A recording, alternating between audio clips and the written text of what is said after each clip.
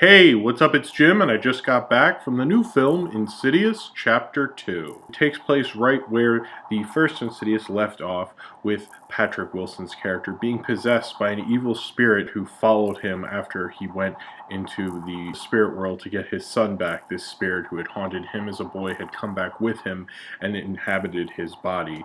And his family, who is now living at Patrick Wilson's mother's house, who's played by Barbara Hershey, is being haunted by ghosts again, and a sense that Patrick Wilson isn't quite right as they slowly realize that it might not be him in there, but a ghost instead, and they slowly try to investigate and see how to get that ghost out of Patrick Wilson's body. Set up quite well in that if you saw the first Insidious, you know they set it up perfectly for a sequel.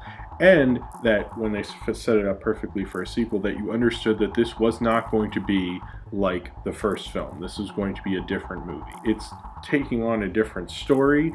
It's taking on a lot more plot than the first one did, and you can't really tell the story in the same way. And it also ties in together very nicely with the first film. I know they did a lot of double features for this film. I didn't do a double feature with this and the first Insidious, but I could see you could do that very naturally, and it would probably work very well. And it really feeds into one another. What I'm lacking from the first film was the ambiance and the fun and the slow build of it.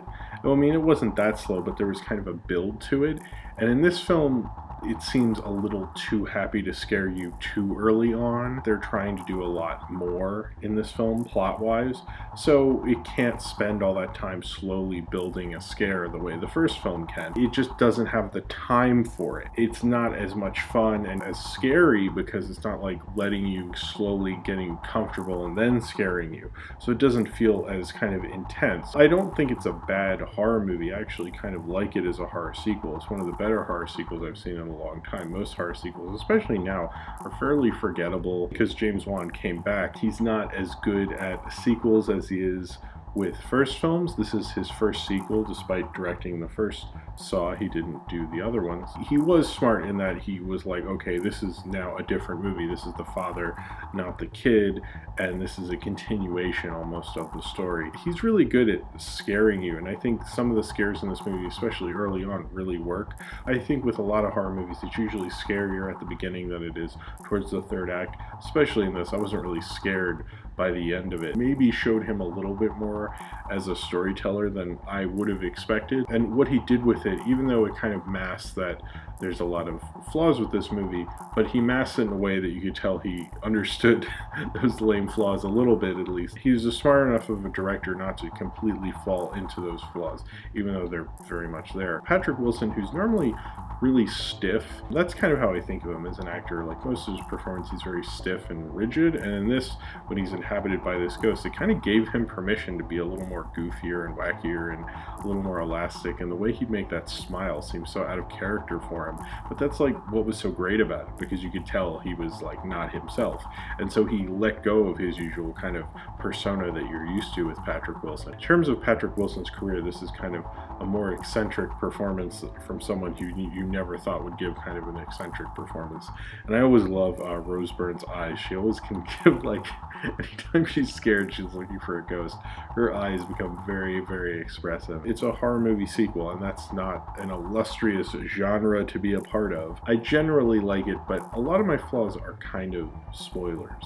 So I don't want to say it before the spoiler section. I'm going to talk about those in the spoiler section. So if you have seen Insidious Chapter 2, you can keep going. If you have not, I don't recommend you do, because it wouldn't be as fun, and who wants to live in a world where going to see horror movies isn't as fun. The third act, I think, was interesting because it shows kind of some of the pluses of this film and some of the major flaws of this film. And I guess I'll talk about the biggest problem I had, which was when you get to reveal Bride Who Wore Black or whatever, and you find out it's a guy, and it was this guy who was raised to, like, dress like a girl, and it's like this whole kind of Norman Bates kind of weird guy who hates women killer thing. I've seen too many horror movies with that. That was such a lame cliche, just a really terrible horror movie cliche, and didn't really need to be in this movie. But the whole thing where that guy goes and meets Patrick Wilson in the spirit world, and then they're kind of like time traveling in the spirit world, that was kind of interesting, and I kind of liked that. It almost had like a Back to the Future 2 feel about it. They kind of reveal what that deal was with the baby baby. And it kind of makes sense, because when I thought about that, and I'd seen Insidious semi-recently, I went, yeah, that part doesn't make any sense. I mean, it's scary, it's totally just for ambiance, but it's like he kind of explained that part. I liked that a lot, and it made it kind of interesting. It made me not think so much about how lame the whole like cross-dressing killer thing was. And I think it kind of makes you invested in the characters in a film that you're mostly just seeing for the scares. The whole time traveling idea kind of makes it a lot more interesting than I think a lot of horror directors would stick to kind of a more traditional third act. And James Wan, I think, mixes it up a little bit. He could keep the third act fresh enough that even the major flaws didn't seem as bad. I think speaks highly to him as a director. And he's really kind of like a very genre craftsman horror director. This isn't a fine example of that. I still think he's a cool director, and he's an interesting director, and it's always fun to see a director who has fun scaring you direct a horror movie. And James Wan still has that fun in there. It's not as front and center as it was with The Conjuring and the original Insidious. This film, I don't think, is as fun of a horror movie, and that's kind of one of his biggest pluses, is that as a director, he really makes fun, scary movies. And this isn't so much a fun, scary movie, but he's not presenting it to be.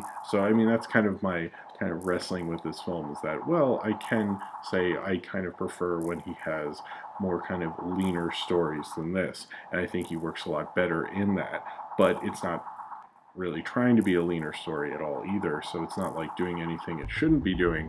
I just think he is a lot stronger of a director when he isn't doing stuff like this, when he can be just left alone in a haunted house and the family isn't sure what's going on. Is probably why they're setting up the third Insidious film. That's obviously what they're doing at the end. In a way, it's kind of like, as much as it tried to break away from being a typical horror movie sequel, it kind of is just like every horror movie sequel, in which you're like, yeah, that was alright, but man, remember the first one? So if you have seen Insidious Chapter 2 and you would like to talk about it, then comment below in the comments and subscribe if you would like to.